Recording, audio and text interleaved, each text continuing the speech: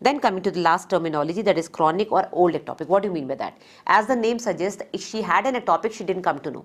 Okay, neither was she diagnosed by the doctor, she didn't come to the hospital, or she came, it was missed. Okay, so how will she present?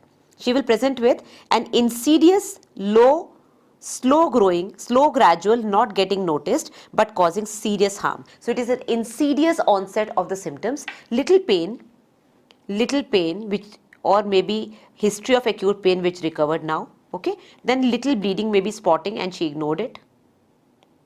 No history of amenorrhea, or maybe there was amenorrhea and then she bled and she thought she has had her periods, or she had periods and she thought it is a normal period, but actually it was just a ectopic warning bleeding. Okay, so that is chronic ectopic. And how will it present? What are the symptoms?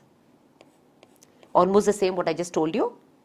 Amenorrhea plus minus, sometimes they may present very absurdly without amenorrhea, little pain or a history of pain which has subsided, little bleeding, the triad, I'm talking about the triad first, vaginal bleeding, with pain it was, but then it subsided. Okay, then because she has a chronic ectopic, it is lying there, but nobody has detected. So now what will it do? It will cause bladder symptoms. What will be the bladder symptoms? Bladder symptoms will be dysuria, increased frequency. All the bladder symptoms are related to cystitis generally. It is increased frequency, there is no retention here unless it is a adhesion causing the uterus to go retroverted, pulling the uterus at the back. So it is basically irritation, dysuria, and increased frequency of micturition. Then there may be a mass just in front of the rectum, so it will cause a rectal tenesmus, that is painful desire to pass stools because of the collection of the pelvic hematocele. Plus there may be fever.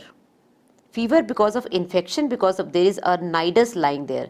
There is a nidus for bacteria, the blood that is collected inside, that is causing the bacteria to come in. So that is basically the blood inviting the bacteria to cause infection, or there may be simply reactionary change.